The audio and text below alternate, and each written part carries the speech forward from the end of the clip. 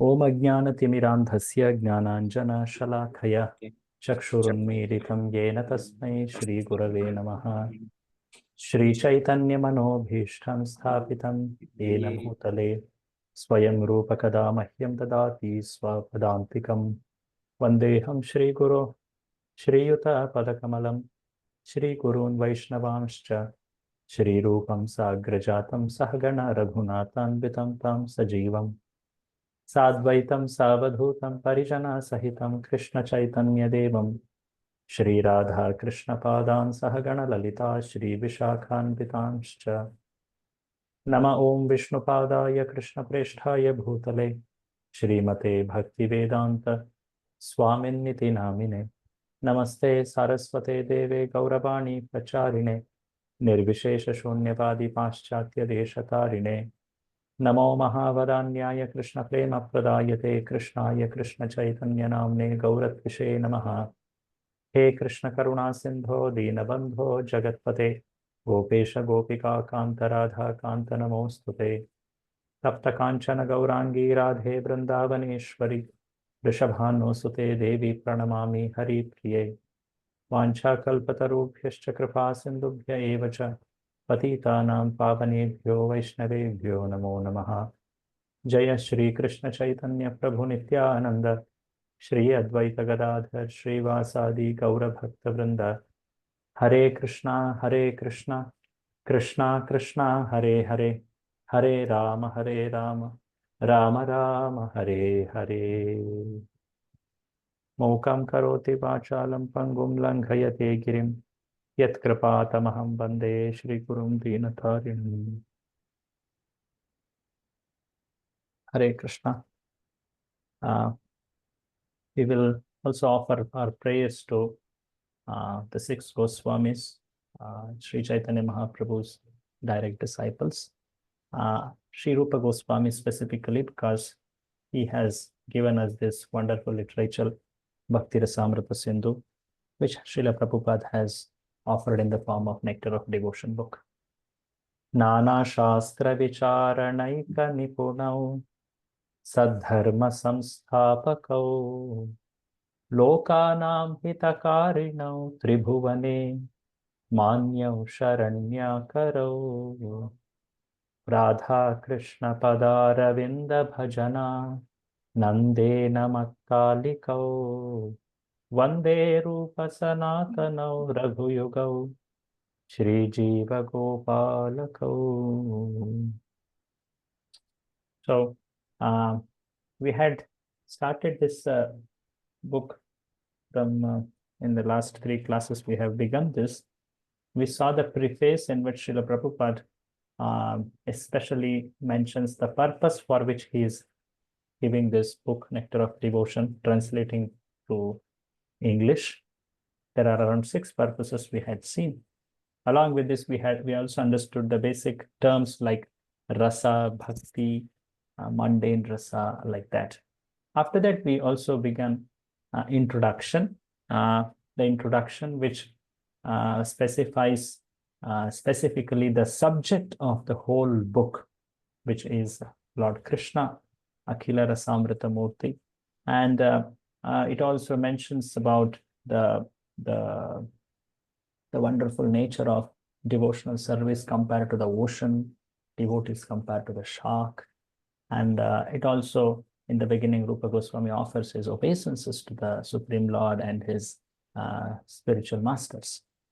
It also shows how the whole Grantha, the scripture, is organized in 4 parts, north, south, east, and west. East is the division which we are studying in this course. The Bhakti Rasamrita Sindhu whole literature itself is very wide and also very deep. So in the Bhakti Shastri course, we are studying the first 19 chapters, which is actually the Purva Vibhaga, the eastern side of the ocean. And in that, there are 4 subdivisions, 4 laharis. We had seen that last time. Yes, the 4 subdivisions: overview of devotion, then sadhana bhakti, practice devotional service, devotional service in ecstasy, that is bhava bhakti, and devotional service in love of God, that is prema bhakti. So these are the 4 subdivisions in the eastern side of the whole Bhakti Rasamrita Sindhu book. So yeah, we had seen this, how it is composed about. And the next part which comes in introduction, we had seen last time, was the definition of Uttama Bhakti. Let us recite this shloka together. Anyabhilashita shunyam jnana karmabhyanavritam anukulyena krishnanu shilanam bhaktiruttama. We had learned this whole definition in primary and secondary characteristics, those terminologies, we had seen them. And after this, Rupa Goswami confirms the same definition cited by Narada Muni in his literature called Narada Pancharatra. Sarvopadhi vinirmuktam tatparatvena nirmalam rishikena rishikesha sevanam bhakti ruchyate. So this also very much is describing in the same terminologies, in those same terms, we can see that. So this Uttama Bhakti definition is the main part of introduction. We have begun the chapter 1, which is the characteristics of pure devotional service. Can someone recollect which are the characteristics? How many, and the names also? There were 6 characteristics. Very good. Yes. Names. First was the Kleshagni. Yeah. And second is the Shubhada. And then others can try. Oh yeah. Shubhada. Yes. Any others? Any other devotees can like Moksha, Lagutakrit, and Sudurlabha. Sudurlabha. Yes. Any other devotee can tell the remainings? 4 have happened. Yeah. Or anyone can have. Yes. 5th and 6th. Which are the 5th and 6th characteristics? Yes. Sandrendra Vishwatma, Shri Krishna Akarshani. Akarshani, yes. It is Sandra Ananda. Sandra means actually Sandra, like density, Condensed. Condensed, yeah. Sandra, like solidified or condensed. That's the exact word actually, Sandra. So Sandra Ananda means condensed bliss, Sandra Ananda, that's the actual meaning. And Visheshatma, it's a very special type of bliss.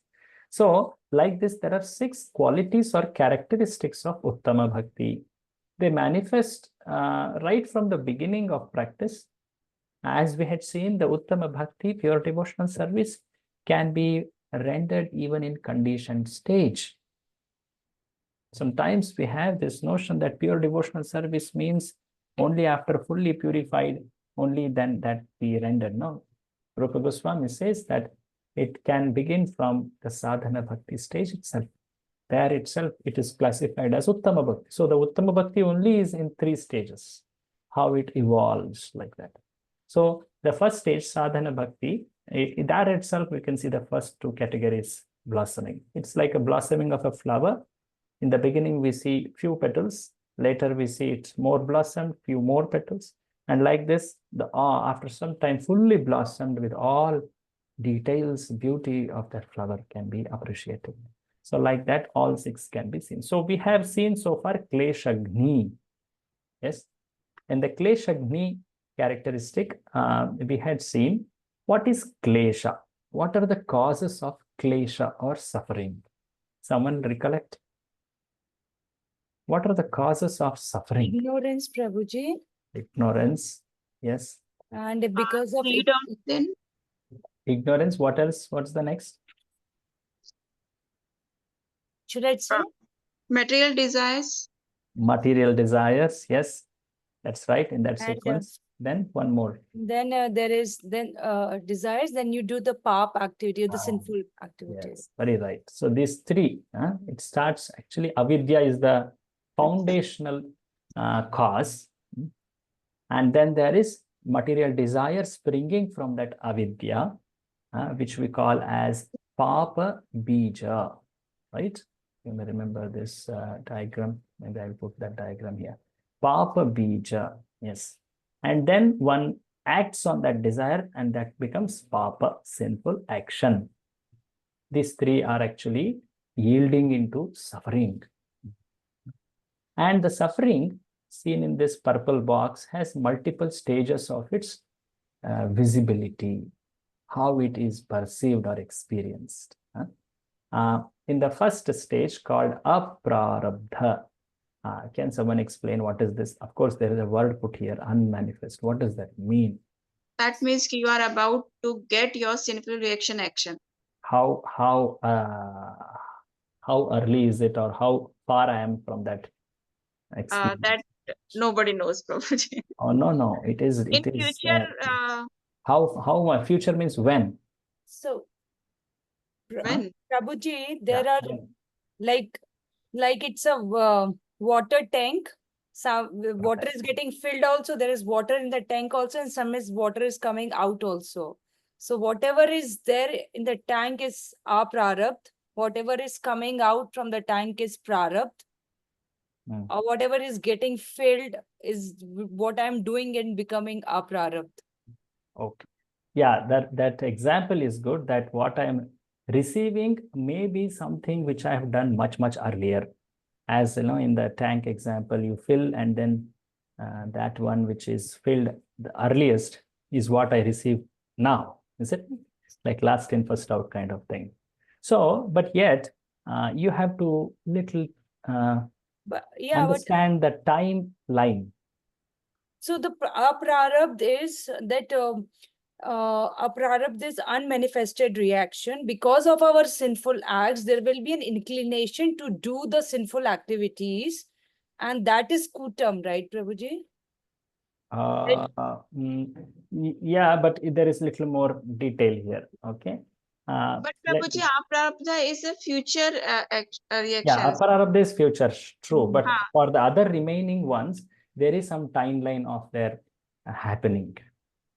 When will they come into experience? Like prarabdha, let's go from below. Okay. Prarabdha means at You this are time. suffering now. Yeah, its time is 6:45 p.m.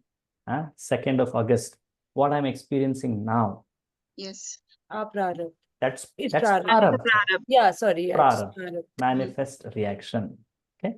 Now, what will come? Say Chaitanya Prasad Das is going to live for some, say, another 1 year, 2 year, 10 years, whatever. Until then, what I'm going to get in this life, that's called karma bijam. Karma bijam means the reaction which will come in this life, but little later, not immediately. Then kutam. Kutam is actually next life. This is a reaction only. This is not that which is an action inspired from prarabdha. That is different terminology. That is papa bija. Okay, but here it's reaction only, but it is going to come in next life. Okay, so aprarabdha is something which you can't determine Prabhuji, when it will 1 manifest. Yes, like that. but It's a whole set of all reactions stored, and something is drawn out as kutam, and that kutam slowly manifests as prarabdha as time proceeds, like that. Yes, what is the point? Prabhuji, I'm saying in a kutam you have said that this is in next lives, in future lives. But if I did a sin now, and maybe I will get his reaction tomorrow or day after tomorrow, or maybe after a month or 2 months, or even next life. So karma bijam and kutam is not much difference then, na? Karma bij is in this life. Kutam is next life.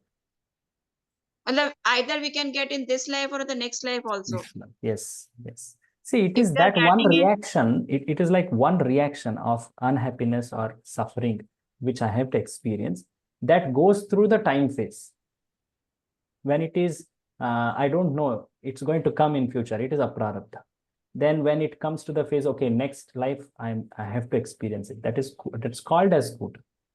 When I have taken next life and I'm living that life, then it becomes karma bij. And actually, when it comes into experience, that becomes prarabdha.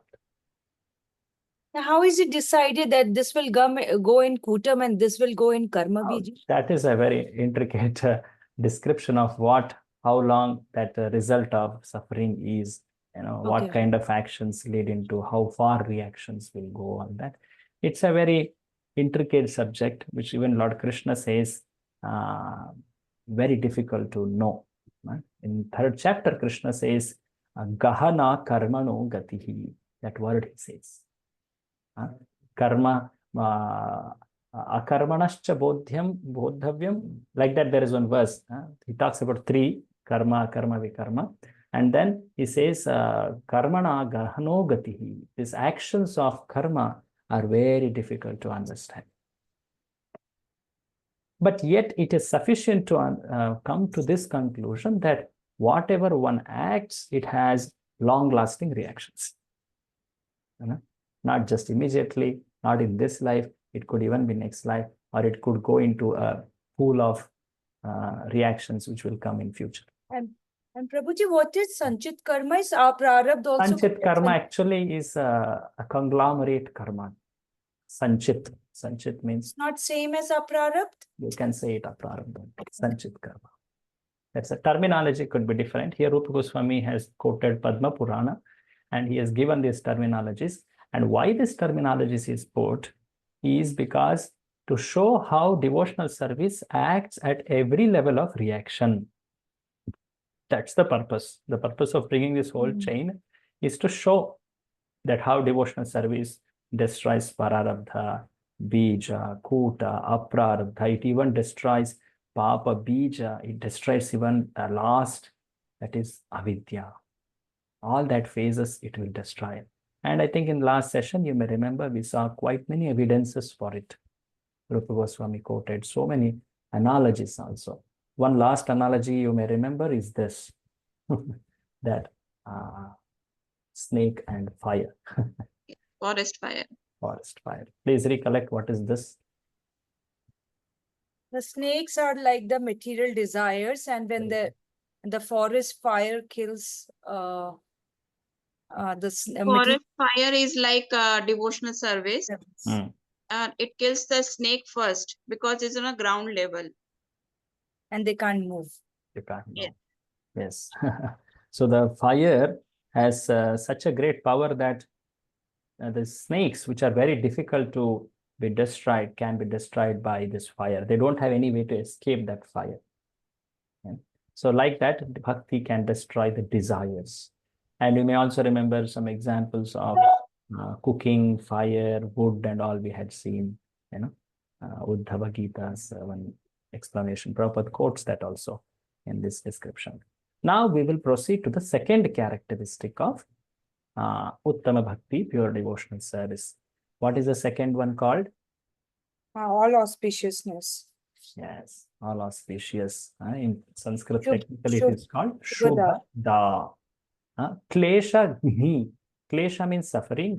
Gna means to destroy. Klesha Gni. Shubha means auspiciousness. Da means the one who gives it. Shubhada. It's in Strilinga. Shubhada, Kleshagni, like that. So Shubhada. So you should also remember these Sanskrit terms. This is one question also for all of you in the test, that list these names in Sanskrit and their English meaning. Okay. So let's go to Srila Prabhupada's description of Shubhada. Prabhupada titles it as Krishna consciousness is all auspicious. So first of all, what does auspicious or Shubha mean? So many things people can say, this is Shubha, oh, this is Ashubh, this is Apshakun, Ashubh. So many conceptions are there about it. So first Rupa Goswami puts it very clearly. What does it mean as Shubha? Shubha is something to be called as Shubha, auspicious. It should have 4 qualities according to Rupa Goswami.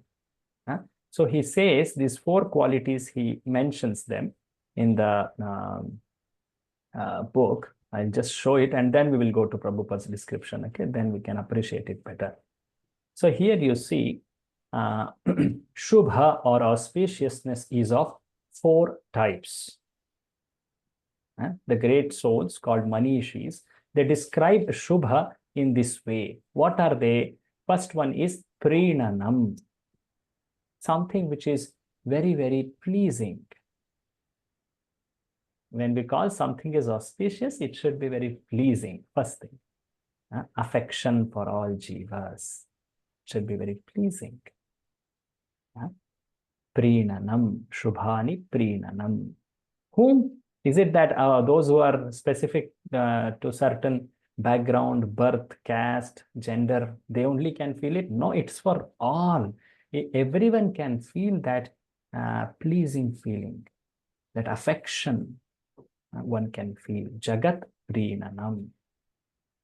The second one is told, it attracts everyone.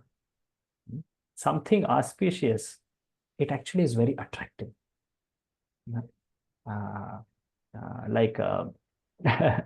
I only devotional examples come to my mind, but nonetheless, that's the best example, is it not? Someone who comes to the morning darshan of the Lord, we call it as Mangal Arti, is it not? Mangal Darshan, because that's called like that, you see, auspicious. That's the most auspicious. It's very attractive. It's very, very pleasing. Someone early in the morning gets ready, fresh, and goes in front of Lord. He sees the beautiful forms of the Lord, praised in wonderful kirtana. That's most pleasing, is it not? So it's very pleasing, it's very attractive. And third thing, sadgunadi pradatvam. It should give one good qualities. It should give one good qualities. Now you may wonder, the first and second are itself good qualities. Why third is again mentioned? Is it not? So actually good qualities are many, but the first and second are very specifically cited to show their importance. And they stand out. Among all good qualities, they stand out, the first and second. But in general, it should give good qualities to person. And of course, it should give one happiness. There are many terms in the happiness part. I will mention that little later. So like this, there should be 4 types or 4 symptoms of something to be called as auspicious.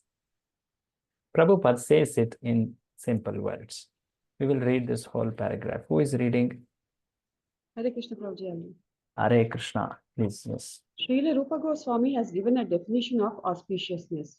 He says that actual auspiciousness means welfare activities for all the people of the world. At the present moment, groups of people are engaged in welfare activities in terms of society, community, or nation. There is even an attempt in the form of the United Nations for World Health Activity. But due to the shortcomings of limited national activities, such a general mass welfare program for the whole world is not practically possible. The Krishna conscious movement, however, is so nice that it can render the highest benefit to the entire human race. Everyone can be attracted by this movement and everyone can feel the result. Therefore, Rupa Goswami and other learned scholars agree that a broad propaganda program for the Krishna consciousness movement of devotional service all over the world is the highest humanitarian welfare activity. So Prabhupada always would never miss on this point, that how devotional service is the highest welfare one can give to any person in this world. So in the 4 symptoms we saw, the first one called Prinanam, which means affectionate to all. Actually, it also implies how it benefits all.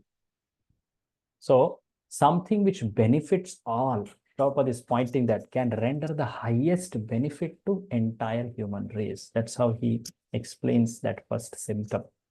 And then everyone can feel the result. This was very, very evident. Prabhupada would always be very, very proud to show his disciples. Just see these people, how they very recently took up to Krishna Bhakti, devotional service, and they are so happy. Everyone can feel that result, irrespective of nationality, caste, upbringing, whatever it is. So like this, it should be an universally experienced phenomena. So first one is highest benefit, And second one is, what was the second one? Anyone recollect? Jagatam Anurakta. Yeah, that means? That means attracts to all. Attractive to all. So Prabhupada is going to put that ahead. Huh? How it is pleasing or how it is attracting to all, it will come. Actually, Srila Prabhupada quotes Sri Chaitanya Mahaprabhu's example. You know, Sri Chaitanya Mahaprabhu, when he was walking through that forest while reaching to Vrindavan at Jharkhand, this forest area, he is singing and he's exhibiting great ecstasy of love. And when he's traveling, even the animals who are not even humans, is it not? They also joined him. This shows how it is attractive even to such living beings. Forget about human beings. Forget about nationality, caste, all other considerations. Even non-humans, they are also getting attracted. So this is the explanation for the second aspect or symptom. Now the third aspect of good qualities, Prabhupada will explain from here. So the person engaged in Krishna consciousness, acting in devotional service, can develop all the good qualities that are found even in the Devatas. In Sri Ishopanishad, you must have read about Vidya and Avidya. Is it not? There was one interesting discussion about Vidya, false knowledge, material knowledge, spiritual knowledge, all that. The way Prabhupada shows the result of Vidya is development of good qualities. If someone has knowledge, proper knowledge, spiritual knowledge, it should be seen by his qualities. Is it not? So a devotee, he can exhibit these qualities in its very true form. Yeah, other people can exhibit these qualities for a certain period of time because they are acting not on spiritual platform. These qualities are not fully exhibited there. They might be acting on the platform of mind and intelligence. Once their mind and intelligence, it changes, their exhibition of qualities changes. But in case of a devotee, irrespective of the situations, his mind and intelligence is very fixed in serving Krishna. Because of serving Krishna, all the other qualities actually manifest. Yes. So there is a very famous verse actually it comes in fourth canto also, in fifth canto. So both places it comes. Prabhupada mentions them. You know that in the fourth canto there is description of Dhruva Maharaja's episode. Dhruva Maharaj was actually ill-treated by his mother. And he left the forest seeking some great material accomplishment. And after some time, by the mercy of his guru and his sincere practice, Lord appeared and he attained it. And when he returns, there is a very interesting thing which Shukadev Goswami highlights. When he returns, his stepmother is also there to receive him. And how he acts towards her, who had acted towards him in great envy.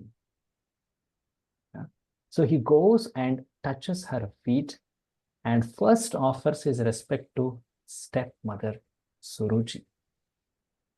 And at that place, there is this important verse quoted.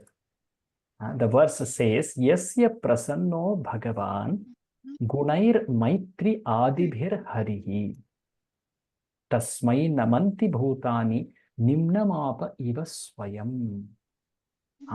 Yasya prasanno bhagavan means one who has pleased that Bhagavan. In him come all the good qualities like Maitri, Adibhir, all the good qualities, like friendliness, compassion, all these good qualities, they very naturally appear in a person who has pleased Bhagavan, Hari. And such person is offered respect by all the jivas. All the jivas. Just like everything flows down, just like rivers flow down, right? Similarly, every jiva will bow down to such a person. Which kind of person? Which kind of person is a discussion here? Those who are not, those don't have the good qualities. No. Those who have pleased Bhagavan. Oh, those who have pleased. Yeah. So one who has pleased Bhagavan, he will develop all good qualities, and to such person, all the jivas bow down. So when Dhruva, he had pleased Lord Hari and he had come there and he was acting like that. Seeing him, there was a change in Suruchi also. Who externally doesn't seem to have acted in great sincere devotional service. But just because she had that association of person who has pleased Bhagavan. So she also, was feeling very, very compassionate on that child. So like this, Shubha, that is how all the jivas actually respect such a person because of his development of good qualities. There is one more very, very famous verse. Prabhupada always quotes this verse. Whenever it comes to discussion about qualities, he says how bhakti gives all good qualities.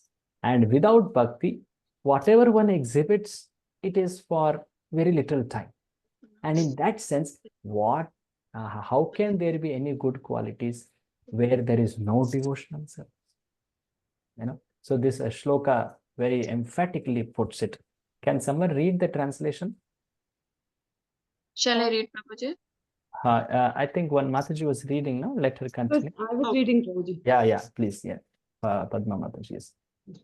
All the demigods and their exalted qualities, such as religion, knowledge, and renunciation, become manifest in the body of one who has developed unalloyed devotion for the Supreme Personality of Godhead, Vasudeva. On the other hand, a person devoid of devotional service and engaged in material activities has no good qualities. Even if he is adept at the practice of mystic yoga or the honest endeavor of maintaining his family and relatives, he must be driven by his own mental speculations and must engage in the service of the Lord's external energy. How can there be any good qualities in such a man?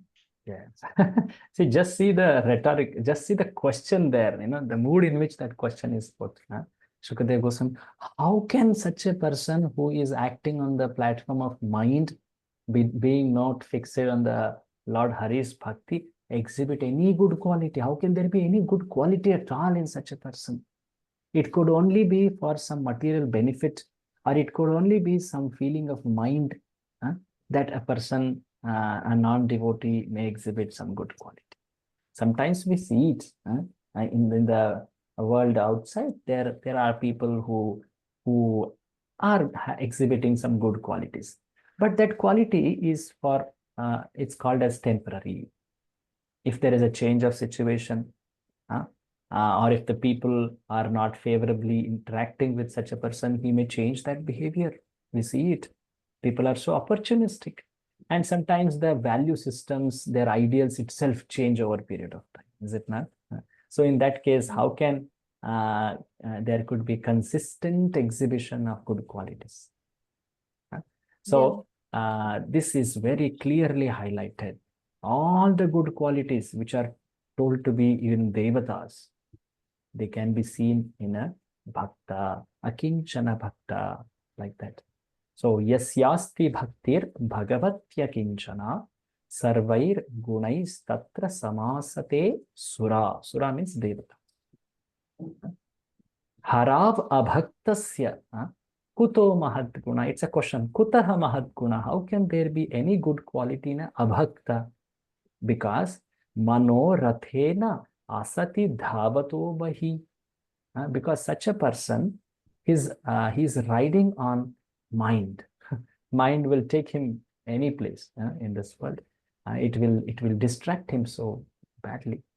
And that's why he is always externally seeking. Dhavato bahihi. Like that. So this third important quality of how devotional service bestows all good qualities, sadgunadi pradatvam, that is highlighted here. Okay, so we can see in this four sub symptoms of this Shubhada: affection or benefit for all jivas, attraction of all jivas towards the bhakti or devotional activities, and bestowal of all good qualities is mentioned.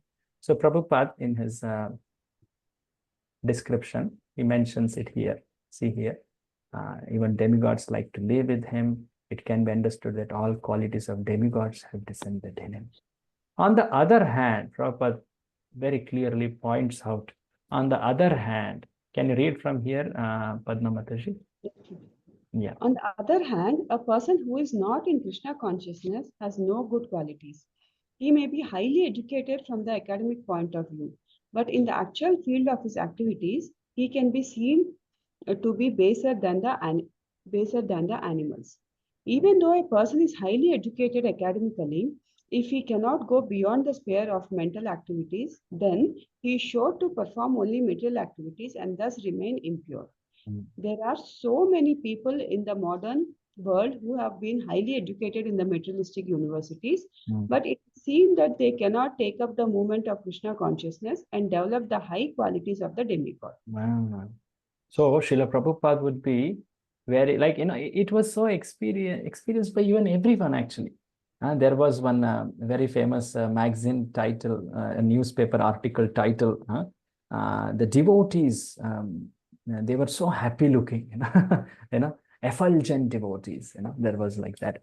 Because the practice of devotional service brings such good qualities, which is seen through happiness of such people. So Prabhupada would show, just see how these people have become so beautiful, adorned with good qualities. They are not beautiful by some costly, decoration or like that, but they are beautiful because of their good qualities. So Prabhupada says here, a Krishna conscious new practitioner of Krishna consciousness can rise above bad qualities because of being attracted to Lord Krishna, the service to Lord Krishna. These are practical proofs. One may be still in a conditioned stage, but yet those good qualities start to manifest even before one develops prema. So this is the sadhana stage, and yet one can see that effect, perceive that effect in oneself. On the other hand, one who is not in Krishna consciousness cannot even sit silently. Prabhupada puts it, cannot even sit silently for some time, cannot hold his mind on one object for some time. So how can such a person even think of advancing in spiritual life? So the perfect development of good character can happen only by devotional service. And without devotional service, the Shastras are so clear, there cannot be any good qualities. Prabhuji? Yes. Prabhuji, can I share something which I heard in Maharaj's lecture? Oh, wonderful, yes. Yeah, so the lecture was on mind control. And he said, I think about the Haigriv Prabhuji, Swami Srila Prabhupada's disciple. And he said he was very new in the mission, and he was like 1 year old in the mission. And he attended a seminar by a yogi or a saint who has come from India to the US. And he was a very renowned Swami. Maharaj didn't mention his name. Yeah, he said he's written so many books about yoga and all that. He attended his class, and at the end of the event, they were talking about like what process Haigree Maharaj follows, and he says, I follow Bhakti Yoga, and we follow the 4 principles, regulative principles. And he said, really, what do you mean by intoxication? And he said, intoxications means no alcohol, no drugs, and in fact, no coffee and tea. He said, and no tobacco. He says, really? No cigarettes also. And he said, yes, no cigarettes. And he said, you have given up on cigarettes? Yes. He said, I used to take all these, but I have given up on these. And then that Swamiji said, can you tell me how to do that? Because I am so, he smokes like 2 packets a day and he's not able to control his mind over it. And Haigree Maharaj was so naive. He just bluntly said, just accept a bona fide spiritual master. You will be able to control your mind. Yes, I remember that lecture point. Yes, he was a very great spiritual leader, influencing some of the most wealthy Westerners at that Do time. you know who is And that he had a Swami compassion Prabhuji? about it. Let's not take names here. Okay. So, but yet, he was, and Prabhupada very clearly later remembers this, and then he quotes this. My disciple went there and he confessed like this and all. There were many spiritual leaders, so-called spiritual leaders, who came and met Prabhupada and had a clear confession also that what you are giving, Swamiji, is something so high, and we earlier thought it could not be practiced or applied, but you have shown it. You have shown it. So Prabhupada, what he showed was something so experienced, and that's why Krishna consciousness spread like a wildfire. Even in conditioned stage, when one is still struggling with anarthas, one can experience these good qualities. Yes. So the conclusion is that no one can truly have any good qualities if he is lacking in Krishna consciousness. One very clear pastime I remember is that Mrigari. Mrigari, Chaitanya Charitamrita, it describes this pastime. The name itself of that person was Mrigari, an enemy of all animals. He was Mrigari. He was so cruel that he would derive, he did not even have sense that the animal, if I kill it half, is more suffering. Is suffering more than I kill it full. I put it to that.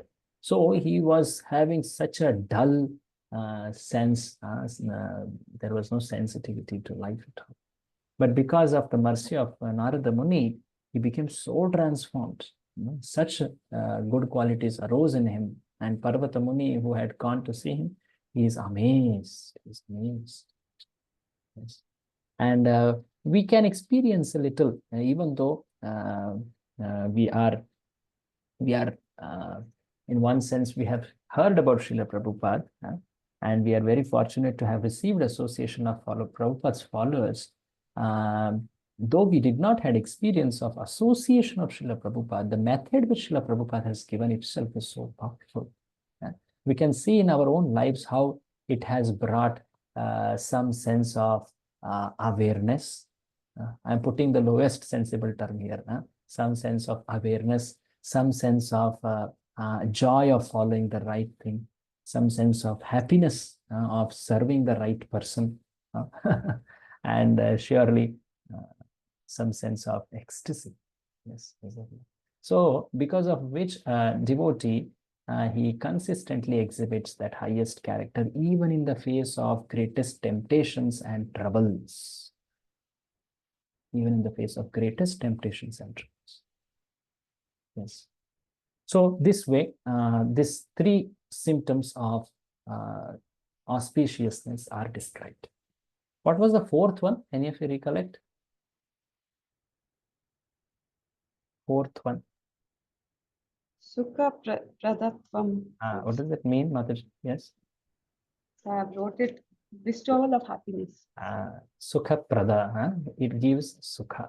Now this sukha, what type of sukha is this? For this one symptom, there is a little bigger analysis which Rupa Goswami offers. Let's read it.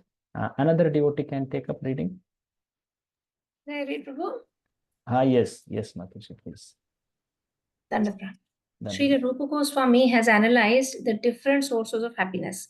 he has divided happiness into three categories, which are happiness derived from material enjoyment, happiness derived by identifying oneself with the Supreme Brahman, and happiness derived from Krishna consciousness. So three very clear divisions are made so that we appreciate what type of activity is it, what is its intent, and what is the nature of happiness which is perceived as a result of that activity.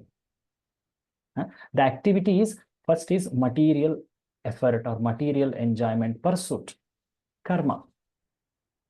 Second one is the activity of identifying oneself with Brahman. This is the path of jnana, correct. The third one is Krishna consciousness, the path of bhakti. Yes. So material enjoyment, the happiness one derives, it's called as bhakti. Bhakti. That's the gain which one attains at the end of karma path. Bhakti, material happiness. And in the second, it's called mukti. Is it not? Very famous word, mukti. And of course, the third one is the bliss, which is ananda. It is explained in many terms. Now, the first one itself is divided further. One is acting for gratifying one's senses. Another is acting to, there is something called siddhi. You must have heard this, mystic perfections. They actually also come in the first category only. The siddhis, which one attains at the end of yoga practice, which are gained because of yoga practice as a byproduct, they are offering a happiness which is in the first category. So in the first category, karma and yoga path both are included. In the second category, gnana path is included. And the third one is bhakti path. So all three categories are analyzed. So when it is describing happiness in Krishna consciousness, two things are explained very clearly. How happiness in bhakti includes the happiness which other paths offers. That's first one. The second one is how the happiness in bhakti is far superior to the happiness of other paths. They are two distinct. I repeat it. The happiness offered experienced by the path of bhakti, it includes the happiness which all other paths offer. And happiness which the bhakti path offers is far superior, or it excels all the other happinesses. And this is evidenced by several quotations. Okay, let's read it. So first quotation comes from Lord Shiva directly. Mataji, yeah, read. In the Tantra Shastra, Yes. Lord Shiva speaks to his wife Sati in this way. My dear wife, a person who has surrendered himself at the lotus feet of Govinda and who has thus developed pure Krishna consciousness can be very easily awarded all the perfections desired by the impersonalists. And beyond this, he can enjoy the happiness achieved by the pure devotees. Do you see those two categories, criteria of happiness explained? Yes, bro. Yes, happiness of the bhakti happiness, it includes the happiness experienced by impersonalist path and even beyond this. Yes. Yes. So later you will see in those terms. So Prabhupada describes it. Read ahead. Happiness derived. Happiness derived from pure devotional service is the highest because it is eternal. The happiness derived from material perfection or understanding oneself to be Brahman is inferior because it is temporary. There is no preventing one's falling down from material happiness, and there is even every chance of falling down from spiritual happiness derived out of identifying oneself with the impersonal Brahman. See, very interesting. The happiness derived in the path of jnana is called spiritual happiness. But it is derived out of identifying oneself with the supreme truth. It's spiritual because it's beyond this material world, beyond the three modes, but yet it is not very satisfactory. So Prabhupada always mentions this. That's why the so-called sannyasis who have dedicated their life for that path, they fall back into material realm in want of experience of happiness, because they actually do not get satisfied. Whatever happiness they experience in the impersonal path, it doesn't satisfy them. They do not derive any ultimate happiness in that path. Therefore, they have to come to the material path. Sometimes Prabhupada mentions that they open some hospitals, they perform some humanitarian welfare activities and try to get the most sattvic happiness in the material realm. And they are somehow finding satisfaction there. Sometimes it is mistaken to be spiritual, actually. Yes. So Prabhupada explains that. Now, the next description is about how bhakti is superior to the specific category of material enjoyment, that is siddhis. Siddhis. So I earlier was mentioning that bhakti, it includes both karma marga and yoga marga. Yes. So yoga marga, it offers when the yogi very greatly is focusing his attention, dharana, dhyana, samadhi. That's the attention stage actually. He's focusing his attention on one object, withdrawing all his energy from all other extraneous objects, pratyahar. He has done all that yama niyama asana pranayam pratyahar. And now he is focusing his entire concentration on the one object. Usually he tries to fix it on the form of the Lord because he finds it most easy to fix mind on. But yet his goal is something not devotional. His goal is to attain liberation. So the point is, because he has developed that attention, focus, withdrawing from all material things, he develops some perfections on material platform as a byproduct, as something which comes without his intention. And this could be very great distraction. This could be very great distraction. So what is the power of those happiness which yogi gets it as a byproduct? That is described here. Sometimes that is seen to be, wow, this is such a phenomenal thing. He's able to do this. He's able to transform anything into anything material, exhibit such material powers. So Prabhupada would usually quote that famous magician, I forget his name, who had one great train, disappear actually. He quotes that famous example in Delhi. He had seen that he had that mystic perfection.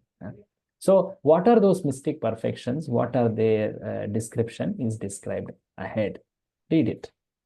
The mystic perfections achieved by actually successful yogis are 8 in number. Anima Siddhi refers to the power by which one can become so small that he can enter into a stone. Modern scientific improvements also enable us to enter into stone because they provide for excavating so many subways, penetrating the hills, etc. So, Anima Siddhi, the mystic perfection of trying to enter into stone, has also been achieved by material science. Similarly, all of the yoga siddhis or perfections are material arts. So, Anima means to become like Anu, atomic. So, Prabhupada often compares these siddhis with material development, scientific development, technological development, how they are also able to achieve some siddhis by their advancement. They are not following yoga path, but yet they are able to achieve certain perfections of the yoga path by their own advancement. Like science is able to excavate. Even ahead, Prabhupada will talk about floating buoyancy, which science has achieved. This is one of the yoga siddhis, to become lighter like cotton. Laghu, one becomes very laghu. Laghu means very halka, very, very light in that weight, by weight. So laghima, that's called laghima. So that is also achieved by modern science. So Prabhupada tells. So like this, one can compare to some extent these mystic yoga siddhis, which are paralleling, which are equal to modern technical advancement. Read this statement after comparing. After comparing all these mystic yoga siddhis to materialistic perfections, we find that the materialistic scientists strive for the same perfections. So actually, there's no difference between mystic perfection and materialistic perfection. A German scholar once said that the so-called yoga perfections had already been achieved by the modern scientists, and so he was not concerned with them. He intelligently went to India to learn how he could understand his eternal relationship with the Supreme Lord by means of Bhakti Yoga devotional service. Yeah, so Prabhupada shows it, how it has been done. So there is no point in endeavoring in that direction. He basically deglamorizes that path of yoga. No need to endeavor in the direction. So yet, to talk it technically, Prabhupada does mention all the yogic perfections and their meanings. So he says there are still certain things which scientists have not developed, and that is showing the superiority of yoga path. That is the laghima, wherein one can become so light and he can even travel to other planet towards its race, through its race. Then there is something called prapti. Prapti means one can, he can attain anything. वो कुछ भी प्राप्त कर सकता है, प्राप्ति. He can extend his hand and touch the moon with his finger. Prabhupada would say, I am sitting in Bombay, I can get some apples from Afghanistan by being seated here. That is the yogi with prapti siddhi. He can do that. So there is also something called ishita. Ishita means something you desire and you can make it happen. Whatever you desire, ishita. Like one can create and destroy an entire planet. Similarly, vashita, you can take anyone under your control. Vashikaran, jo bhi vashita, So it's like a hypnotism, Prabhupada says that. It cannot be resisted. So how many happened? Anima, laghima, ishita, vashita. Then prakamya. Prakamya means whatever is your kamana, you can fulfill it. Anything you can achieve, whatever you like. This is all in material realm only. So the fifth one, prakamya. Then kama vasayita. This is still higher degree of prakamya. Whereas prakamya can make it in the nature, this can even go to contradict the natural laws. It can, like you hear sometime this description of Trishankhu, all that, right? Kama Vasayita, there was such kind of yogic siddhis which were in that pastime. So like this, one can go on enlisting all of those 8, Mahima, Prakamya, Kama Vasayita, like that. So nonetheless, Prabhupada mentions all this actually is temporary. It is ignorance because they do not know the eternal life, the real life which is eternal.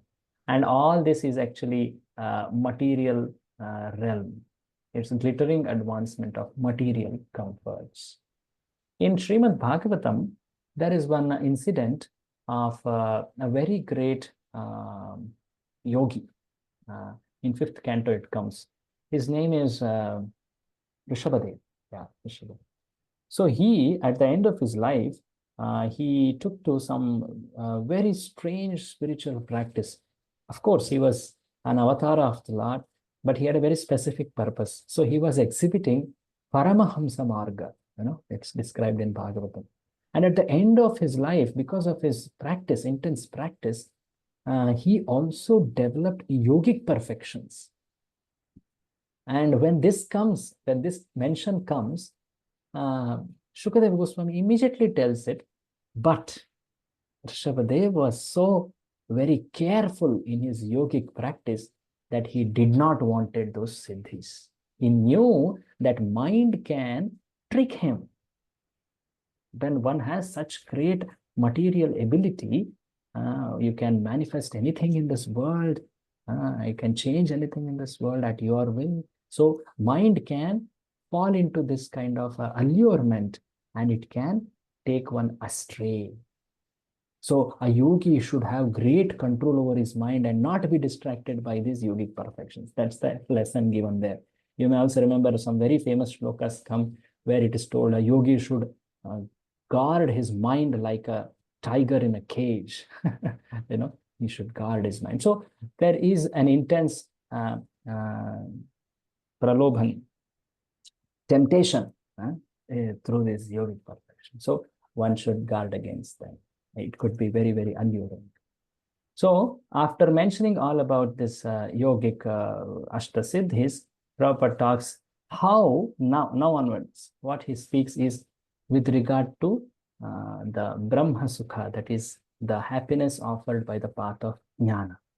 So far what we saw was happiness offered by the path of karma and yoga, how they are temporary in nature, material in nature, and they cannot ultimately give true satisfaction.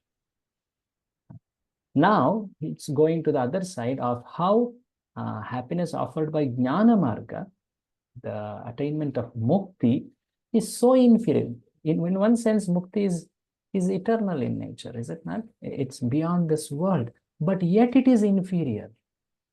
How it is inferior, it will come from further description. Are we all going together fine? Hare Krishna? Yes, Prabhu. Yeah, okay. So from here, Mataji, you can read. Prabhuji, just a second. Yes. This yogic mystic powers are in part comes in happiness derived from material enjoyment or Correct. by material enjoyment? Or Material enjoyment. In the bhakti category only it comes. okay. Yeah. You can put it separately as siddhi, but nonetheless it is material happiness. It is related to this world under the three gunas only. Yeah. In the Hari Bhakti Sudhodaya, it is stated that Prahlad Maharaja, a great devotee of the Lord, prayed to Nrsimhadeva, the half-lion, half-man incarnation, as follows. My dear Lord, I repeatedly pray unto your lotus feet that I may simply be stronger in devotional service. I simply pray that my Krishna consciousness may be more strong and steady, because happiness derived out of Krishna consciousness and devotional service is so powerful that with it one can have all the other perfections of religiousness, economic development, sense gratification, and even the attainment of liberation from material existence. See, this is again among the two criteria of how happiness by bhakti includes or it excels all other happiness. Remember these two terms we had used. Huh?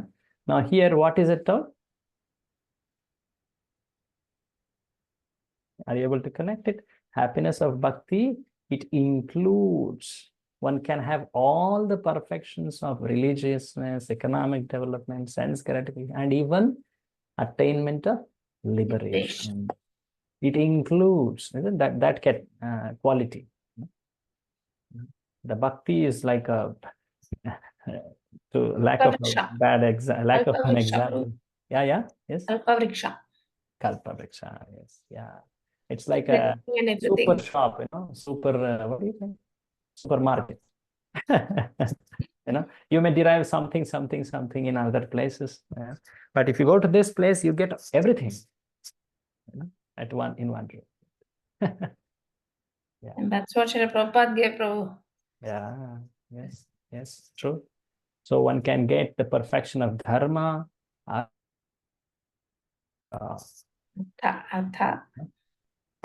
And but yet, Prabhupada always mentioned, yet one should not aspire. One does not aspire. One doesn't do it with that intent. That's not considered a high-class devotion. But nonetheless, that is offered without even being requisitioned. So we read this whole thing. Actually, a pure devotee. Actually, a pure devotee does not aspire after any of these perfections, because the happiness derived from devotional service in Krishna consciousness is so transcendental and so unlimited that no other happiness can compare to it. It is said that even one drop of happiness in Krishna consciousness stands beyond comparison with the notion of happiness derived from any other activity. Thus, any person who has developed even a little quantity of pure devotional service can very easily kick out all other kinds of happiness derived from religiousness, economic development, sense gratification, and liberation. So liberation is considered as such high goal, yet even that could be, not considered very worthy by a bhakta because of the superior quality of happiness he experiences. So what is described is the third characteristic of devotional service. Can you check the name? What's the name?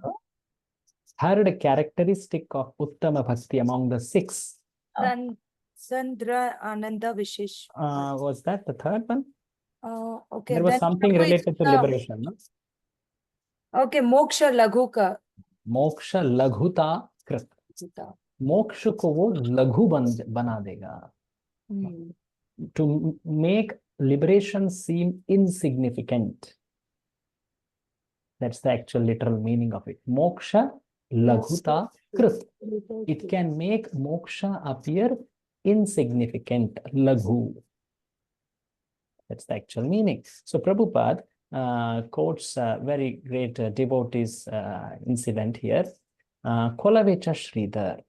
In Chaitanya Mahaprabhu's Leela, very simple devotee, but very, very ardent devotee, though very poor, but yet very, very faithful and greatly happy in bhakti.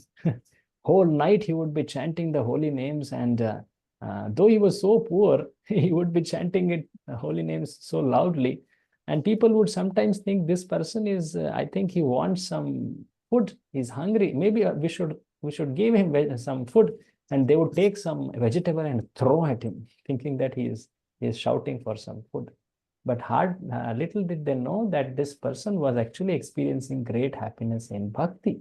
So he was a very great devotee of Lord Chaitanya Mahaprabhu. Lord Chaitanya Mahaprabhu in Navadvip would often go to him and have wonderful exchanges with him. Can you read about this? Lord Chaitanya once revealed. Lord Chaitanya once revealed himself to this confidential devotee, Kolavecha Sridhara, and offered him any opulence he liked. But Sridhara informed the Lord that he did not want any material opulence. He was quite happy in his present position and wanted only to gain unflinching faith and devotion unto the lotus feet of Lord Chaitanya. That is the position of pure devotees. If they can be engaged 24 hours each day in devotional service, they do not want anything else, not even the happiness of liberation or of becoming one with the Supreme. Just see. So this is to show how the happiness of bhakti excels all other type of happiness, including the happiness of liberation. Yeah, earlier we had seen some instances where happiness of bhakti includes all other happiness given by other paths. Say like karma path, yoga path, jnana path, all that. But now what we are saying is the happiness given by bhakti path is excelling all other happinesses. That one doesn't even want other happiness. Like that. So to show this more, there are some more very important quotations coming. In Sri Narada Muni, he says that how a bhakta doesn't even care a fig for any kind of dharma, artha, kama, moksha results. Actually, it is, we may not understand how deep are these points, because a person in Vedic life, he lives for these ideals, dharma. He lives for those ideals of dharma, to live a pious, virtuous life. Artha is living a very, very virtuous life, and then he's deriving so much of wealth, and he's using that wealth for righteous causes. And from that, he is getting happiness, sense gratification, and ultimately he wants mukti. Yeah? And even that is not cared by a bhakta. So, to show how there is a very interesting analogy here Rupa Goswami gives. This analogy, in the original sense, it shows how when bhakti is attained, all other happiness, they follow very naturally. In fact, they are always standing next to bhakti. What is it that we can offer you as some service? So this shloka is told, Hari Bhakti Mahadevya. The bhakti is like Mahadevi, like a queen, like a goddess. And Sarva Muktyadi Siddhayaha.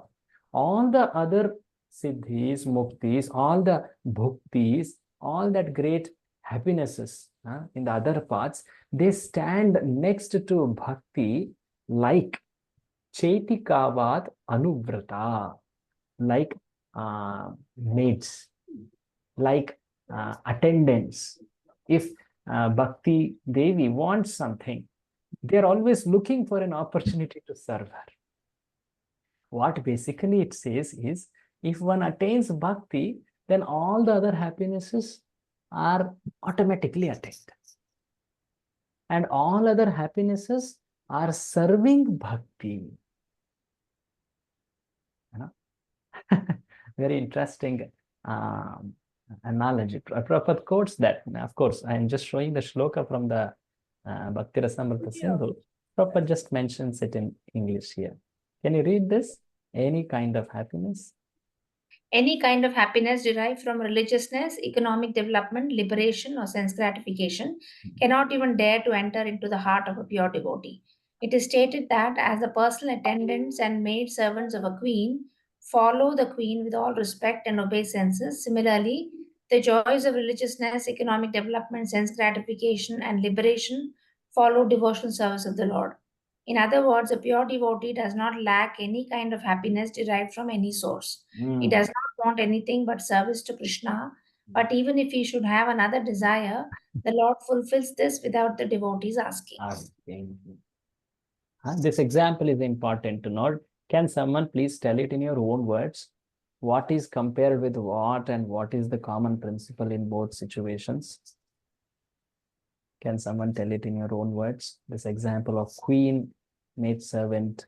Queen and maid servants are like other happinesses are derived from other spiritual paths, and Okay. right, and the queen is like Bhakti Devi, like which and all these happiness accompany Bhakti Devi or the queen, just like the maid servants who are standing. Yeah. So two things very clearly mentioned by Prabhupada. They offer their respect and service. What is that? What exactly was that? Respect and obeisances. Obeisance. Respect and obeisances and service. Yes. So the essential principle is a pure devotee does not lack any kind of happiness. Any kind of. One need not have this slightest of doubts when practicing bhakti path that he is losing something. No. He is in fact gaining something which is not offered in any other paths. So like this, the moksha laghuta krit. How even moksha is made insignificant by the superior experience of happiness given by bhakti is also explained. This is the third characteristic of Uttama Bhakti, which is seen actually in Bhava stage. So first two are in sadhana, and in Bhava stage, the two earlier ones also evolved, and the third one also begins to appear. Are we all going fine? Hare Krishna. Yes, Prabhuji. Prabhuji, all these things which is given about that happiness in bhakti, that includes all the happiness with what other people long for. Yes. Like these are the inferences or the quotes by those people who have already experienced it, right? Correct. Yes. Right. So we have to believe or have great faith into the experiences of those. Yeah, it's like testimonials, is it not? We always look at those who have gained that experience and what is their experience. Yeah. Yes. You want to say anything more? Yeah. No, I'm just thinking about it that, because it is very difficult to understand it, or because we cannot experience it right now. Correct. So That's we why have we to have to go by their the words that it is there, and Mm. when you reach there, you will experience all these things. Correct. And that's why for that there is enormous quotations from scripture, from people experiences, and also Prabhupada sometimes put practical, like in the case of Sadgunadi Pradatvam, bestowal of good qualities. He mentioned what was visible also in our eyes. Yeah, because for other bhukti and mukti, things are visible on the physical platform. Correct. But for this Ananda, there is no visibility like because it's a personal experience of everybody. Yeah. It's not that it will exhibit in The the physical superiority of terminology. bhakti happiness, how superior it is, may be little difficult to experience, but nonetheless, one can see how it is giving him great joy. Giving a Great joy. great joy. Joy, yes. One can see that he is, in fact, happily, very steadily, and very beneficial to all others in his path. You can see that. The reason we are here, no, Prabhu. Correct. Some joy we are getting. That is why we are in this path.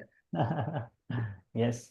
And it is so accessible also. You don't need to make a great change in your life to experience it. Is it not? Just see its powers. Something so easily available, so effective, and so superior. Yeah. Like that. I was reading today, Prabhuji, something about like if a person has experienced a lot of negative emotions or not good relationships or many enemies in life, the heart tends to contract, like the heart closes. Okay.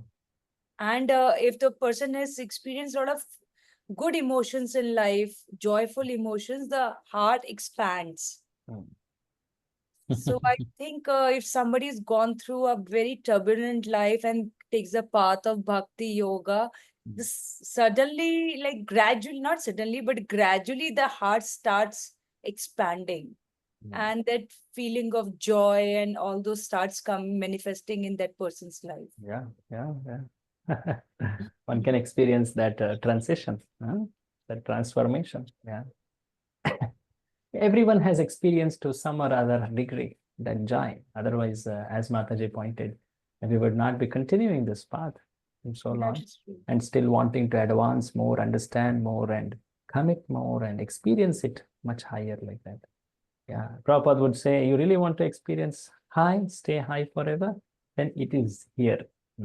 This is what is the higher taste. He gave the name higher taste to Krishna consciousness. Yeah. Okay. Somebody said it is higher than taking drugs like LSD, Prabhu. I don't know if it's Prabhupada or somebody. Yeah, Prabhupada told it. Prabhupada told it. It's like an ocean of LSD. Prabhupada told that ocean of LSD. Because there was nothing which other people could relate to. So he had to use that analogy. Ocean of LSD. The path of bhakti is like ocean of LSD. Though Goswamis are telling about how it is higher than mukti, but people hardly had any understanding of mukti. So he had to use those terms. Yeah, sure. Okay. Let's proceed to the fourth characteristic, which is seen in Bhava stage, that is Sudurlabha, the rareness. This is very interesting, the rareness. When I heard this, I thought, my God, really? This is so rare. I somehow never realized it, never understood it.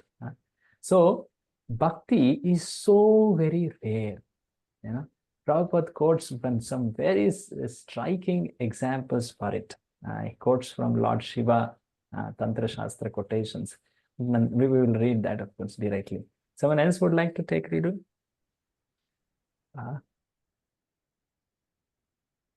Hare Krishna, Prabhuji. I'll read. Yes. Shall I read, Prabhuji? Yeah, please, Mataji, read. In the preliminary phase of spiritual life, there are different kinds of austerities, penances, and similar processes for attaining self-realization. However, even if an executor of these processes is without any material desire, he still cannot achieve devotional service. See, this is interesting. You may have you may remember in Bhagavad Gita there is a concept called yoga ladder, in which a person he is practicing some path, and at certain advancement he will proceed to higher path, from karma, sakama karma yoga, nishkama karma yoga, jnana, yoga and bhakti. Is it not? Now, very interesting. Though we have put in that path bhakti in the high, and we might have studied in the 6th chapter that whole spectrum, all that. But nonetheless, to attain bhakti, one cannot do it on his own. One cannot attain bhakti by his efforts. This is mentioned here. See, he still cannot attain devotional service. No matter how perfect he becomes in all other methods, he cannot attain the path of bhakti by his efforts. Prabhupada mentions it, aspiring. Can you read ahead? And aspiring by oneself. Yeah. And aspiring by oneself alone to achieve devotional service is also not very hopeful, because Krishna does not agree to award devotional service to merely anyone. Continue. Krishna can easily offer a person material happiness or even liberation, but he does not agree very easily to award a person engagement in his devotional service. Devotional service can in fact be attained only through the mercy of a pure devotee. Can you say it again? Yeah. Devotional service can in fact be attained only through the mercy of a pure devotee. Pure devotee. We don't know how we have received it, but we have received it. We may not be aware, conscious of it, but it is only because of that we have somehow received this bhakti, an opportunity to appreciate the path of bhakti. That's also by the mercy of pure devotee. So, in Srimad Bhagavatam, there is a very striking verse which comes in 5th canto. Actually, Prabhupada has paraphrased that verse. That verse says, actually here, this verse is spoken by Shukadev Goswami to, of course, Parikshit Maharaj. And he's telling, hey, Parikshit Maharaj, this Lord Mukunda was so attached to your grandparents, grandfather, the Pandavas, to the extent that he was ready to become anything. He was ready to take any role to serve them. He was like, he became their guru. He became their kulapati. He even became their kinkara. Kinkara means a servant. He became like a messenger. Shanti Duta episode is there. He became a sarathi. He became a charioteer. Just see what great mercy and what great bhagya your grandfathers, Pandavas have gotten. This is something so great. This cannot be attained by anyone. Can you read this translation, Mataji? My dear king. Yes, My dear king, the supreme person Mukunda is actually the maintainer of all the members of the Pandavas and Yadu dynasties. He is your spiritual master, worshipable deity friend, and the director of your activities. To say nothing of this, he sometimes serve your family as a messenger or servant. This means he worked just as ordinary servants do. Those engaged in getting the Lord's favor attain liberation from the Lord very easily, but he does not very easily give the opportunity to render direct service unto him. So Krishna will not mind giving someone mukti, but bhakti, it is something he doesn't give easily. Because when he gives bhakti, why he is so hesitant to give bhakti? He's so miser or what? Why is Lord Krishna not giving bhakti easily? Any guess? You might have heard already. Yeah.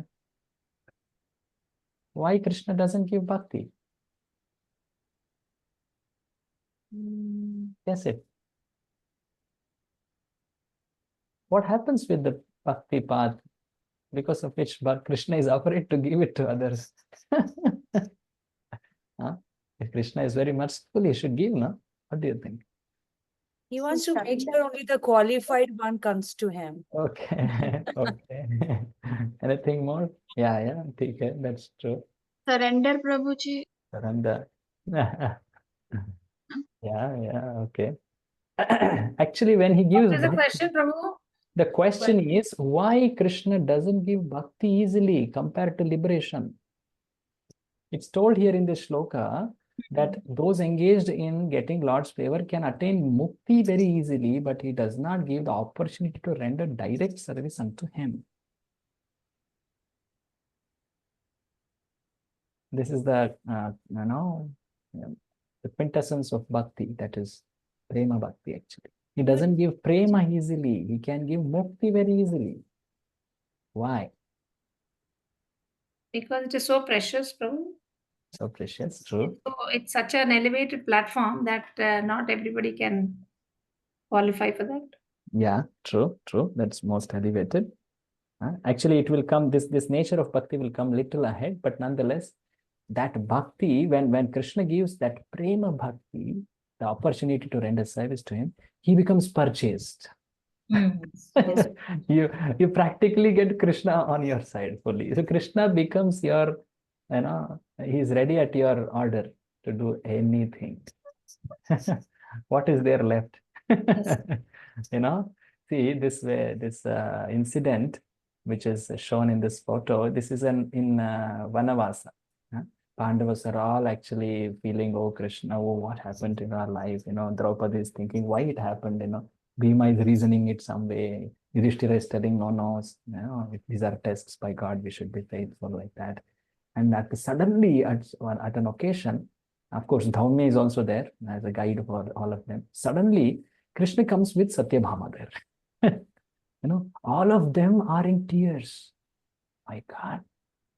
When no one is able to come and see to us, this personality comes without even asking. Just see his mercy that the Supreme Person comes without asking. We did not even pray to him. He came.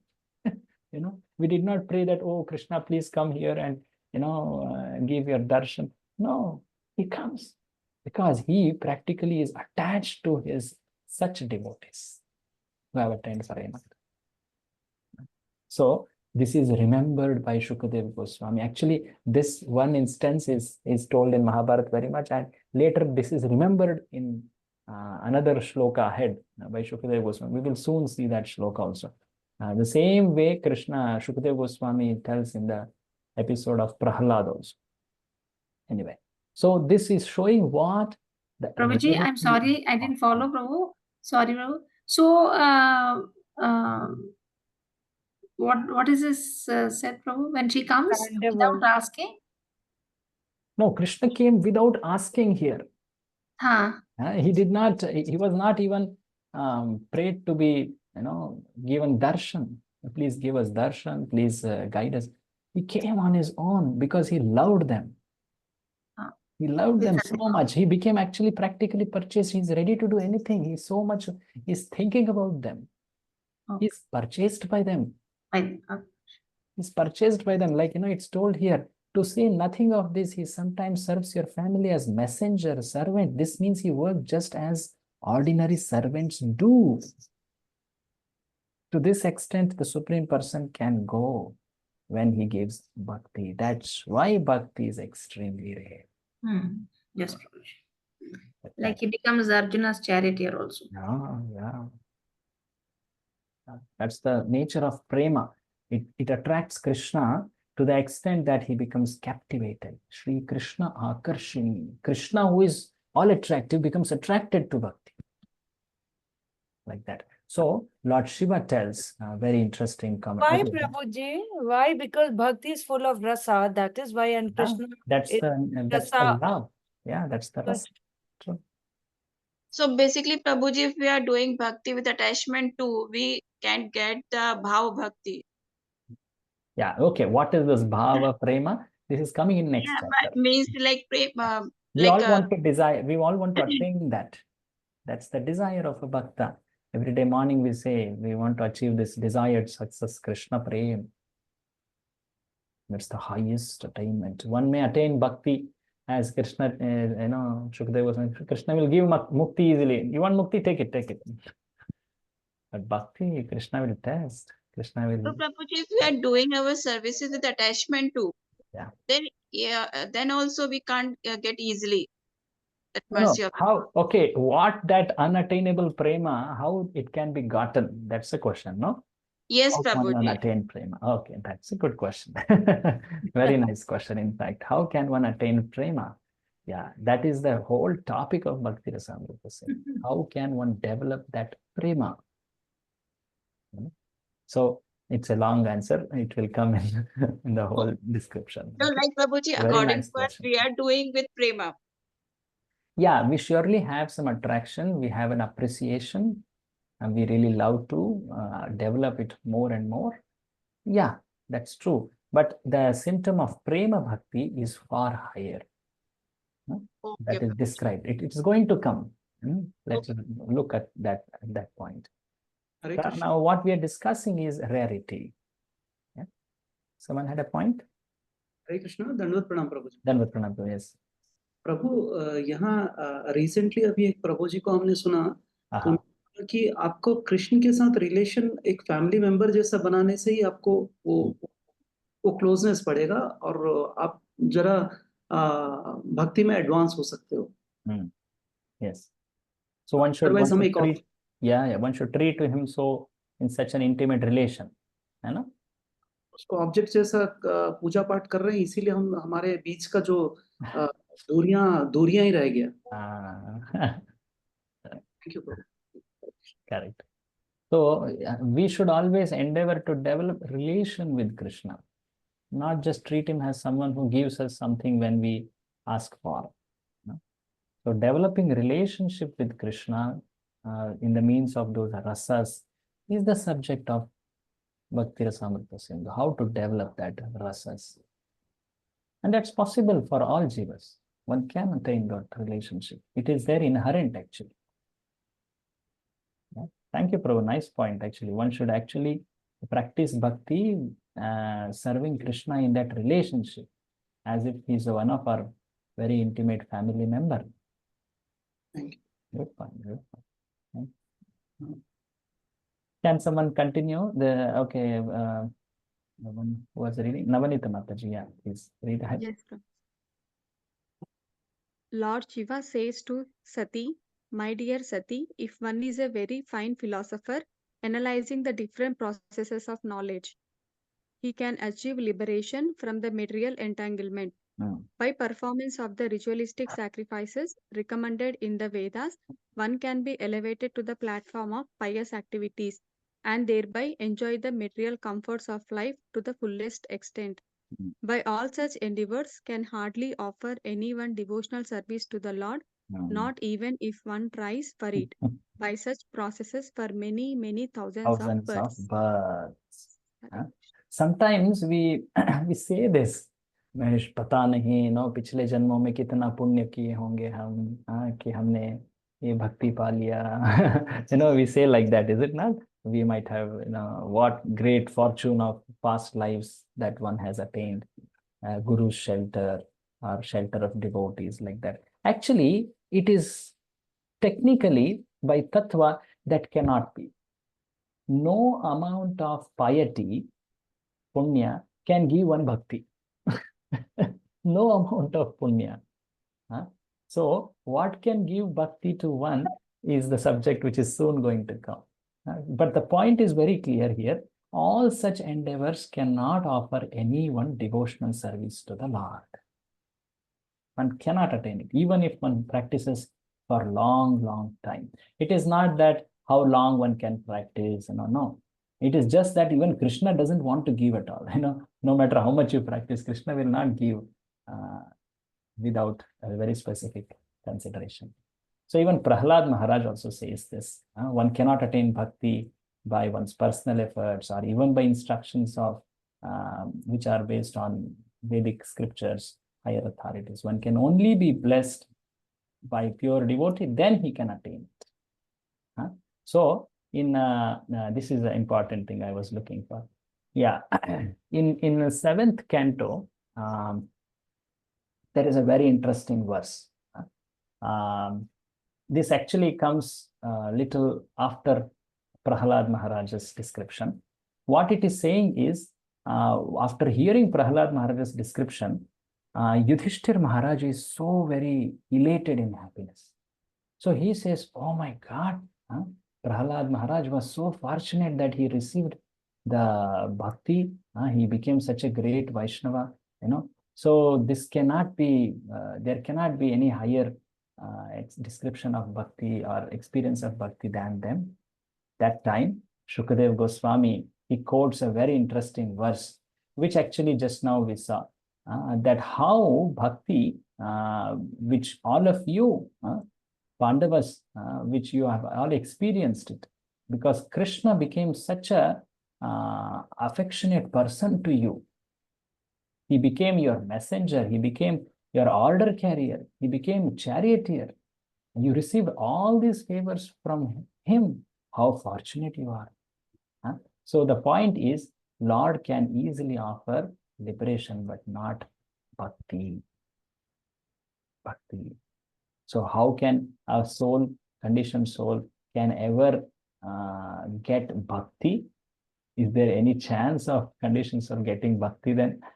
How have we gotten, if we understand what we are practicing is bhakti, how have we gotten it? It is only because of the mercy of a devotee. Mercy of a devotee. That stands against one's individual desires. Yeah. So this point will be elaborated in the next chapter's beginning. There we will in fact go much deeper analysis about it. Okay. So this was the fifth quality. Fifth or fourth? Fourth. I think fourth. What was the name? It was moksha. No, that happened. That happened. Sudurlabha. Sudurlabha. So we saw the first four of them now. The first one was Kleshagni. We had seen it in last class. The second one, what's the name? Shubhada, auspiciousness. Third one, Moksha Moksha Laghuta Krit. What does Moksha Laghuta Krit mean? That Better than happiness gotten by liberation. Say again. It's superior than the happiness got by liberation. It can make liberation seem insignificant. That's the exact literal meaning. And then fourth one, we just now saw, what was it? Fourth one? Sudurlabha. Very, very rare. Extremely rare. Now, the fifth one is being described. The fifth one is about happiness. Sorry, Hare Krishna. Sorry to interrupt. Yes. Prabhu, you are asking the question like why Krishna cannot give bhakti, because even though he is merciful, why cannot give? What is the conclusion, Prabhu? I did not because the conclusion, only devotee can give devotion. Yeah, devotee can give, surely. He gives it. But Krishna cannot. No, not necessarily like that. So what we were talking there is the nature of bhakti described is prema bhakti there. The prema, Krishna doesn't give it easily, because when he gives prema, then practically he becomes purchased by that devotee. Okay, but what is the problem with that, Prabhu? Like if he gives, so he doesn't want to purchase. The point is, Krishna will test it before giving. Okay. That one should not, even actually material energy itself will qualify, will test a person before entrusting towards Krishna. One will be tested. Because once Krishna is at your beck and call, you can utilize that for any reasons. Is it not? So one should not have any ulterior motive. So that's why Krishna will not give prema very easily. One can have ulterior motive and yet attain mukti. One can attain mukti. But for prema, one has to be thoroughly selfless and with the desire to please Krishna and Krishna alone. Yeah, in this related to this, Prabhu, I don't know this. I'll just mentioning it here to clarify it myself.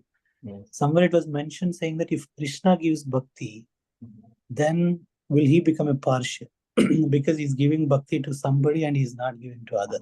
But whereas, whereas if a devotee is giving bhakti means then the devotee is giving through Krishna only, because then it becomes an ornament to Krishna, because he is a bhakta parayana. So when a devotee wants to give, he is fulfilling on behalf of his devotee. Is that correct, Prabhu? Yeah, what you're talking, Prabhu, that's what I was telling. This is the subject in the beginning of next chapter.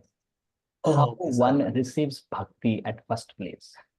If it is so rare, if it has that potential to reach to prema, which Krishna doesn't give very easily, how can one ever get bhakti? What is that way by which one receives bhakti bija?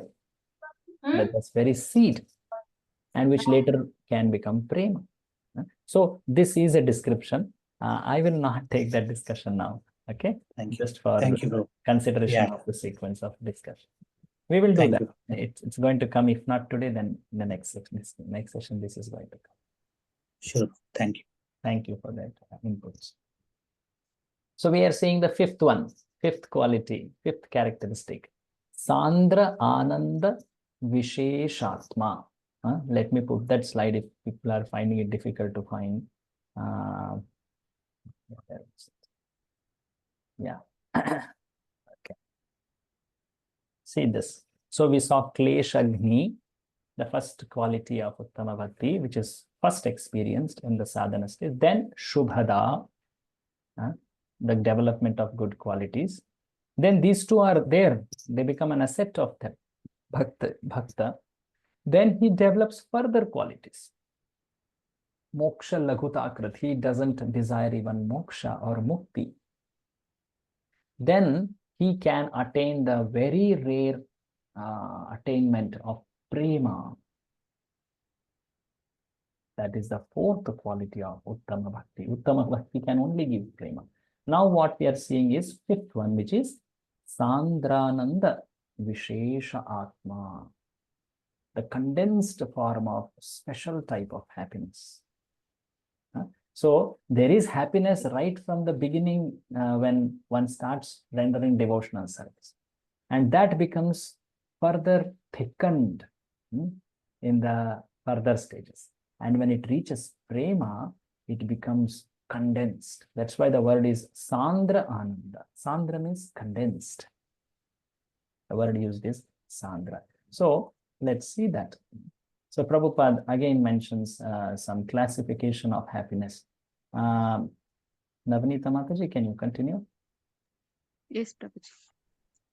Srila Rupa Goswami says that if Brahmananda, or the happiness of becoming one with the Supreme, is multiplied by 1 trillion fold, it still cannot compare to an atomic fraction of the happiness derived from the ocean of devotional service. So how superior is the happiness? See, this is not in our experience, but the Shastras describe it. The bliss of Ananda called Brahma Ananda. There is something called Brahma Ananda. Before that, the material happiness called as Jada Ananda. Then there is higher is Brahmananda. Then above that is Bhaktyananda, Bhakti Sukha. So the shloka says Brahmananda, if one experiences it for a long time, practically it's told as Parardha, which is half of Brahma's life, 1 trillion fold, Prabhupada mentions like that. It cannot be even compared to a drop of Bhakti Sukha, the Prema Bhakti Sukha. So it is so high in its experience. That's why, you see, there are descriptions in Shastras like the most liberated sages, like 4 Kumaras, they got attracted to Bhakti. The very great liberated sage Shukadev Goswami, he was considered as, so realized. He could not even see difference between man and woman. That instance comes in Bhagavatam. Yes. When he heard about Krishna, he became mad after Krishna. In Bhagavatam, this is described how Shukadev Goswami, Atma Ramascha Munayo Nirgrantha Purukrame Kuruvantya Hetukim Bhaktim Ittam Bhuta Guno Hari. Very famous shloka called Atma Rama verse it is. So the point is, the happiness in bhakti is so superior that even those who are realized in the mukti stage, like these 4 Kumaras, in Bhagavatam, this shloka is told, how as soon as they saw that beautiful form of Krishna, Lord Vishnu, come with the Mother Lakshmi, especially when he smelt that Kinjal Kamishra Tulasi Makaranda Vayu, he had a great transformation within his heart. Antargata Swavivarena Chakarate Sham Sangshobham. It created a stir. They could not, till then they were very, very composed, very self-controlled, very deeply realized, wise sages. But at that time, they could not just compose themselves. They were madly seeing at Krishna, Vishnu, as if, a child sees something delicacy. They are going to hold Krishna, Vishnu's hand. They were seeing from this angle. There is description like that in Vaikuntha because he is the most pleasing object. So this is the superior type of happiness. Even those realized people are telling in Srimad Bhagavatam. Please read this translation of shloka put in the screen. When the breeze carrying the aroma of tulasi leaves from the toes of the lotus feet of the personality of Godhead entered the nostrils of those sages, they experienced a change both in mind and in body and in mind, even though they were attached to the impersonal Brahman understanding. Yes, this was the moment when they took to the bhakti path as their ultimate shelter. And the four sages, the firstborn sons of Brahma, Chatushkumaras. So, Prabhupada, in this description of happiness, he quotes Prahlad Maharaj. Please refer to your books. He says that he is praying to Lord Narasimhadev that, oh Lord, and the moment, the time I have been able to render service to you under the shelter of Narada Muni, I am feeling a great pleasure. I cannot trade this pleasure for anything. I cannot consider to even compare it with the Brahma Sukha, Brahmananda, which is so very insignificant, like water in the cow's hoof mark in the rainy seasons. Now is the rainy time, you can see that puddles. It's so insignificant. Sridhara Swami also says this, any kind of happiness other than devotional service is like straw in the street. So one can see those people who have realized, gone through the path of jnana, have reached the perfection of bhakti, what is their realization. This is the fifth item, Sandra Ananda Visheshatma.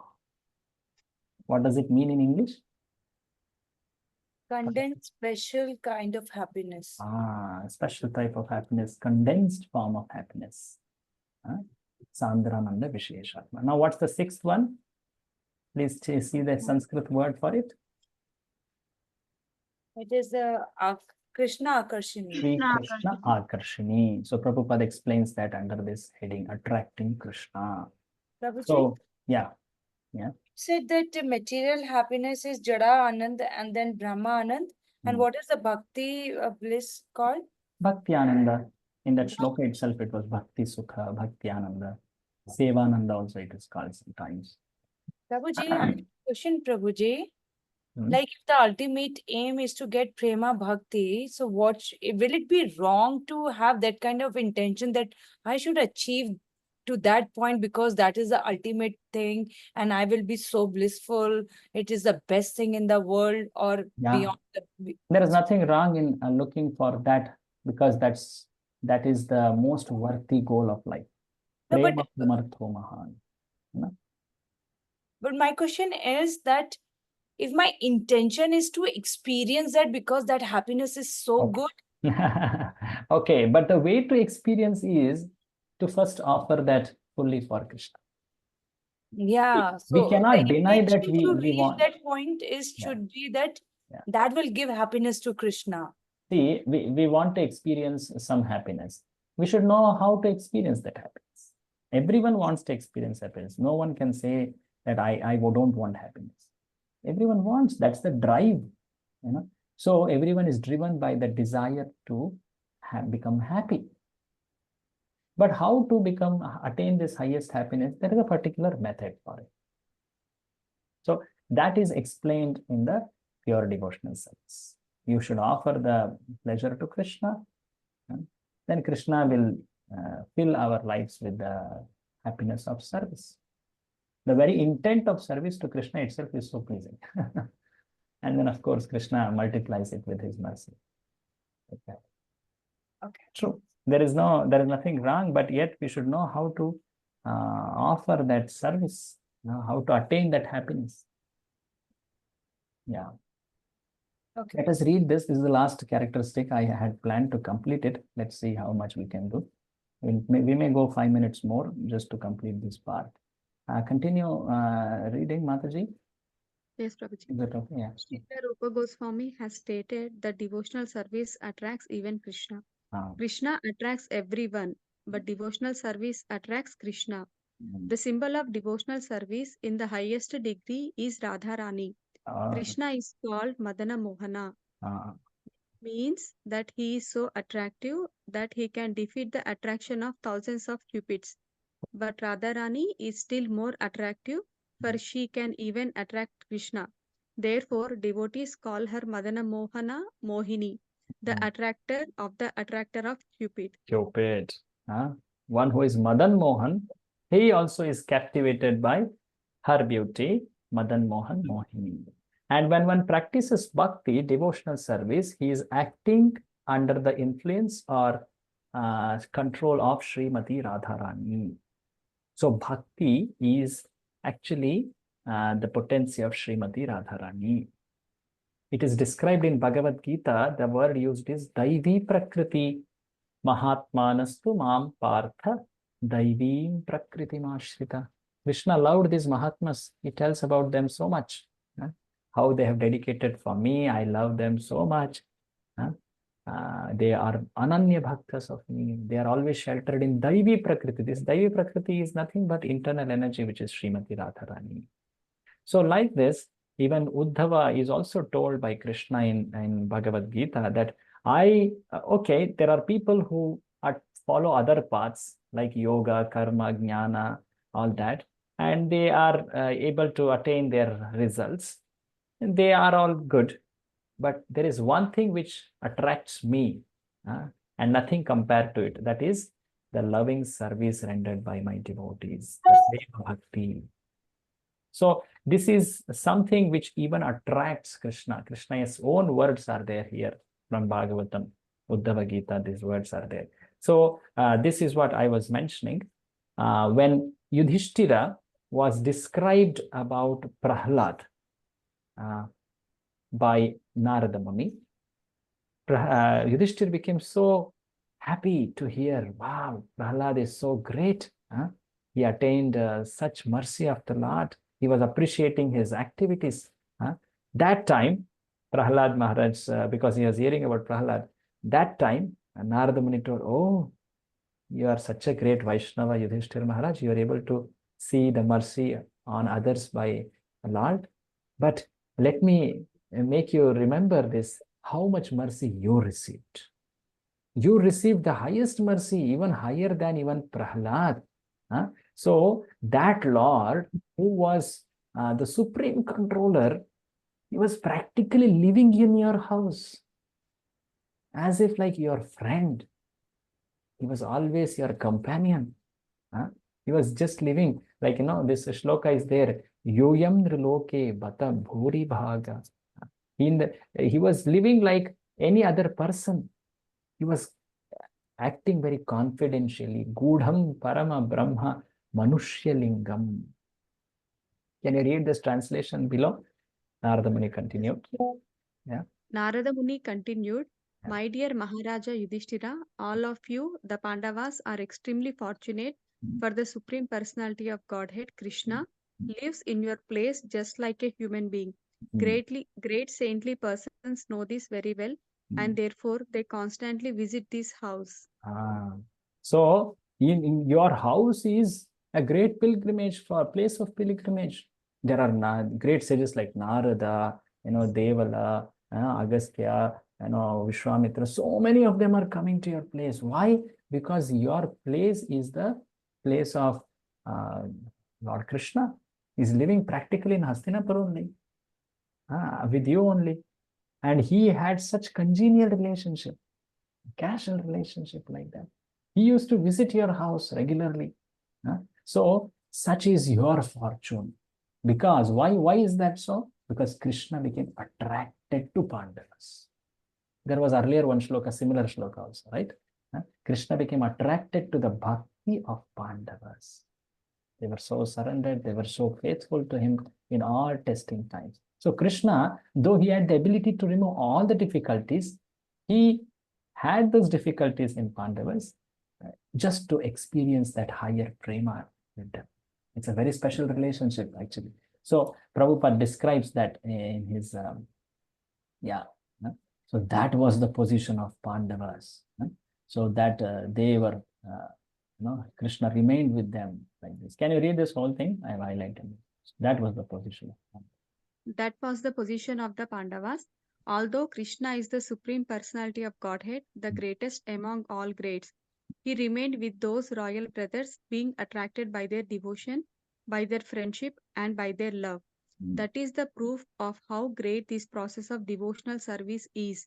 It can attract even the supreme personality of Godhead.